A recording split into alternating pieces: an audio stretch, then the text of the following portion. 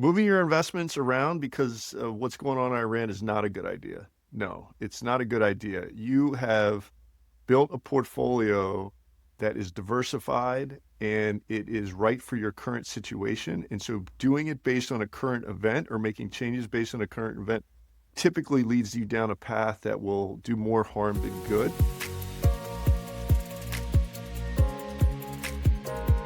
What's happening right now is information is coming in to the news cycle. Things are changing on a daily basis, and you can see in the volatility of the market when information comes out, the markets change, and we're going from there's a war, there's not a war, straits are closed, straits are open. Like that information is coming out, and you're seeing that in the volatility of the market. So we have no idea what's going to happen next. So to make a change is simply placing a bet on the next piece of information. And then once you've placed in that bet, you gotta be able to make another decision really quickly. It's impossible to keep up with because eventually that news cycle will dry up, and it's starting to now. People aren't talking about it as much, and there's other things that are coming into play, and so it's really really hard to do to make changes based on what's going on in the current market environment. One of the biggest actions you can take is doing nothing or taking no action. I don't like the word to use doing nothing because there are some things that you can do strategically, like you can rebalance a portfolio, you can take advantage of tax loss harvesting, you can invest in certain ways. So I don't want to take any credit away from doing those things strategically. And when I talk about doing nothing, it means not reacting to stock market volatility.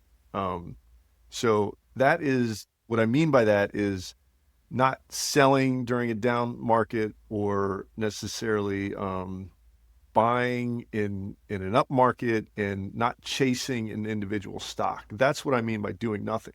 The things that you should be doing are average costing, which is investing on a regular basis. You should be, if the markets are down, you should sell things that are losers and take advantage of it from a tax perspective.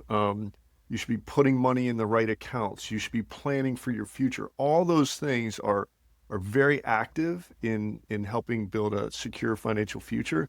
And I just say doing nothing when it comes to trying to time or beat the markets or react to the markets. You have to put in the hard work to be successful. There's no doubt about it. But you also have to be lucky, right? So like let's say you get a windfall and you get money and you put this money in a diversified portfolio, and for the next 10 years, the markets are positive. That is doing all the right things with some luck associated with it, right? The markets could be in a free fall for 10 years. You don't know the answer to that. So there is some luck associated with that, but hard work definitely and planning and taking advantage of opportunities puts you in a really, really good place to take advantage when luck arises. You can certainly buy an individual stock and you can become super wealthy. You could have gotten the crypto at a really low price. That could have happened, but that's luck. And quite frankly, one of the worst things you can do is be right the first time you invest, because then you believe you're going to be right the rest of the time. And so it gives you this confidence that you can do it. Everybody can win picking an individual stock when the entire market's going up. But who can win, over the long term when there's ups and downs constantly throughout it? It's, having diversification, it's tax efficiency, let's control what we can control. It's all these things that really come into play. And luck is picking the right stock at the right time. I think everything is about the process, how you show up, how you do things. I think that is a really, really big factor into everything you do. And it's really the most rewarding and enjoyable part for me, it's going through life is, it's not the outcome, it's going through the process in the long term. Like a sports team, it's great to win a championship, but the real beauty comes from day one of a really hard practice, getting together with your teammates and building long-term relationships and going through the really tough times to have this outcome. And that's a beautiful thing and that's a process and that's a journey as opposed to that outcome. With investing, you don't know when the exact end date is, right? I mean, that could be an everlasting thing that happens. Like you may go away, but your money doesn't go away necessarily. It passes along to somebody else. So there's this really, really, really um, long time horizon essentially. And so it's about having a really, really good, thorough process of investing and not leaving it to chance. In investing, at least, the ups occur more than the downs. That's what people don't realize. There's some really good charts out there. And if you looked at them, the up times, I don't have this fact in front of me, are more often than the down times on an annual basis, pretty significantly.